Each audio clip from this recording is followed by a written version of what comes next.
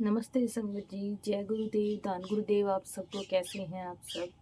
तो आज हम अमृतवाणी सिख साहिब जी में से संकलित शब्द मृग मीन प्रिंग पतंग कुंचर की व्याख्या करेंगे। आपको ये शब्द मैं पढ़ के सुनाऊंगी, उसके साथ ही उसकी व्याख्या भी आपको बताऊंगी विस्तार सहित। इस शब्द के माध्यम से गुरु रविदास ने हमें क्या संदेश दिया है ये भी आपको बताऊंगी। ये जो शब्द है ये मैं आपको अमृतवाणी सिख साहिब जी में से व्याख्या सहित सुनाऊंगी। तो आइए शुरू करते हैं।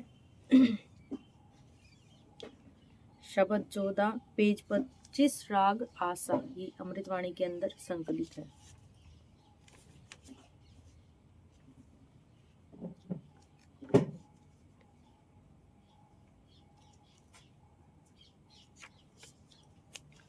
तो इस शब्द के माध्यम से गुरु रविदास जी हमें क्या संदेश देते हैं ये पढ़ते हैं। बानी श्री गुरु रविदास जियों की एक ओंकार सतगुरु प्रसाद सतनाम सतनाम सतनाम जी। राग आशा शब्द 14 मृग मीन भृंग पतंग कुंचर एक दोख विनाश पंच दोख असाध जामै है ताकि केतक आस। माधो अविद्या हित कीन विवेक दीप मलिन रहाओ त्रिगत जोन अचेत संभव पुनः पाप असोच। मानुखा अवतार दुलभ तिहि संगत पोच जिय जंत जहाँ लग कर्म के बस जाय रे काल फास अबद लागै कछु न चालै उपाय। रविदास दास उदास तज भ्रम तपन गुर ज्ञान भगत जन भय हरण परमानंद करो निदान। इस शब्द के माध्यम से गुरु रविदास जी ने हमें जीवन के 5 विकारों और अज्ञानता का प्रभाव बताते हुए जीव को गुरु का ज्ञान प्राप्त कर विकारों और अज्ञानता से मुक्त होकर परमात्मा का नाम सिमरण कर जीवन सफल करने का पावन उपदेश दिया है। तो पहली 2 लाइन में प्रभु जी हमें क्या समझाते हैं कि मृग मीन भृंग पतंग कुंचर एक दोख विनाश पंच दोख असाध जामै ताकि केतक आस। हिरण मछली भंवरा पतंगा और हाथी, इन पांचों में एक एक दोष होने के कारण इनका विनाश हो जाता है। जब शिकारी ने हिरण को पकड़ना होता है तो वह हेड़े का नाद बजाता है, उस आवाज के वश होकर के हिरण शिकारी की तरफ भाग जाता है और उसके जाल में फंस जाता है और शिकारी उसे मार देता है। मछली अपने जीवा के स्वाद के कारण अपना नाश करा लेती है। जब शिकारी कांटे के साथ मांस लगाकर मछली के लिए पानी में फेंकता है तो मछली जीवा के स्वाद के कारण मांस को खाती है और कांटा उसके मुंह में फंस जाता है और शिकारी उसे पानी से बाहर निकाल लेता है और वो मर जाती है। भंवरा नासिका रस और सुगंध के कारण अपनी जान गंवा देता है। जब सूर्य उदय होता है तो कमल का फूल खिलता है। भंवरा सुगंध लेने के लिए फूल पर बैठता है। जिस समय सूर्य अस्त होता है भंवरे को ये याद ही नहीं होता है कि उसको उठना भी है उस फूल के ऊपर से। और जब सूर्य अस्त होता है तो कमल के फूल की पंखड़ियां जो बंद होती हैं उनके साथ ही भंवरा भी अंदर ही बंद हो जाता है। माफ करना। जिसके कारण जो भंवरा है कमल के फूल के अंदर बंद होकर के मर जाता है।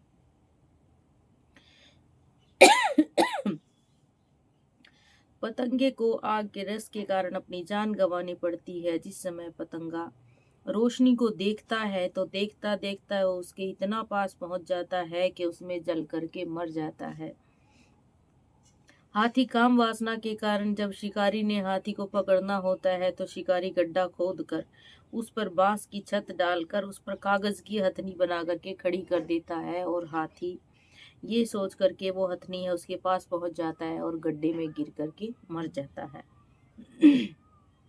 और सारी जिंदगी महावत के कुंडे की मार सहता हुआ मर जाता है। इस संबंध में सद्गुरु नानक देव जी वर्णन करते हैं कि भृंग पतंग कुंचर और मीना मृग मरे सह अपुना कीता। यह पर जीव में जो 5 दोष है इससे बचने की कितनी आस की जा सकती है। तो गुरु रविदास जी हमें ये समझाते हुए कहते हैं कि इन जो ये जो जीव हैं, ये जो पशु हैं, इनमें एक एक दोष होने के कारण ये अपनी जिंदगी गंवा बैठते हैं भूलवश। परंतु इंसान जो है, इंसान के अंदर तो सारे ही दोष हैं। उसके अंदर काम वासना का भी दोष है, उसके अंदर जीवा का स्वाद भी है, उसके अंदर मूर्खता भी है, उसके अंदर हर तरह का दोष है। तो कैसे वो इन दोषों से बच सकता है? आगे गुरु जी महाराज जी हमें क्या समझाते हैं कि माधो अविद्या हित कीन विवेक दीप मलिन रहाओ। हे प्रभु जी, इस जीव ने अज्ञानता में ही अपना हित समझ लिया है, जिस कारण जीव के सोचने समझने की शक्ति, भाव, सत्य असत्य को जानने की शक्ति ही मलिन हो गई है। ज्ञान की कमी के कारण यह जीव भेदभाव में फंस करके अपना जीवन व्यर्थ गंवा रहा है। त्रिगद जोन अचेत संभव पुनः पाप असोच, मानुखा अवतार दुर्लभ तिहि संगत पोच। टेढ़ी योनियों वाले जीवों में सांप, बिच्छू, छिपकली इत्यादि में चेतना मनुष्य की भांति नहीं होती। अंततः संभवतः उनमें पुण्य पाप और अच्छे बुरे की समझ नहीं होती।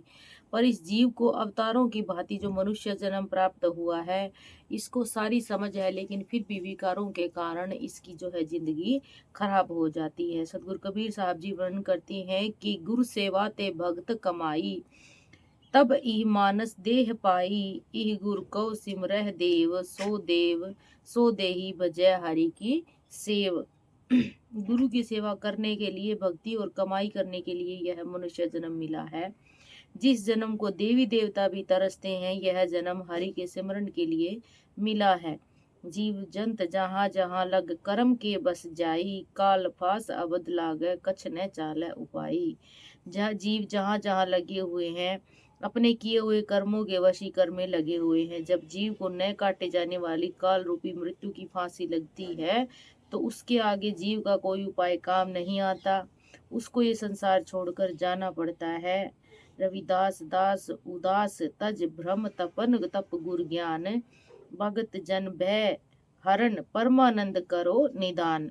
सदगुरु रविदास जी महाराज उच्चारण करते हैं कि जो जीव इस संसार में तपों से श्रेष्ठ तप गुरु का ज्ञान प्राप्त कर लेता है, यह विषय विकारों से मुक्त हो जाता है। उसकी मति संसार की ओर से उपराम हो जाती है, उसके भ्रम का नाश हो जाता है। प्रभु अपने भक्तों के डर का नाश करने वाला है।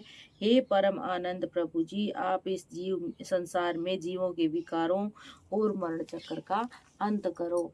तो इस शब्द के, इस दोहे के माध्यम से सद्गुरु रविदास जी महाराज हमें समझाते हैं कि एक सच्चा गुरु ही हमें इन सारे विकारों से दूर कर सकता है, हमारी अज्ञानता को दूर कर सकता है।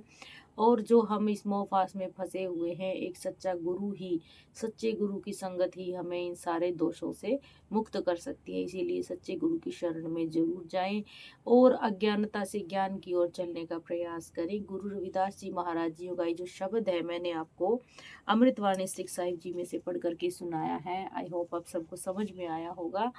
कृपया वीडियो को लाइक, शेयर और कमेंट जरूर करें और मेरे चैनल को जरूर सब्सक्राइब करें। गुरु महाराज जी के शब्द और उनकी व्याख्या इस चैनल पर मैं आपको सुनाती रहूंगी और समझाती रहूंगी। गुरु महाराज जी ने हमें क्या संदेश दिया है। जय गुरुदेव, धन गुरुदेव जी। कृपया करके चैनल को जरूर सब्सक्राइब करें। जय गुरुदेव जी।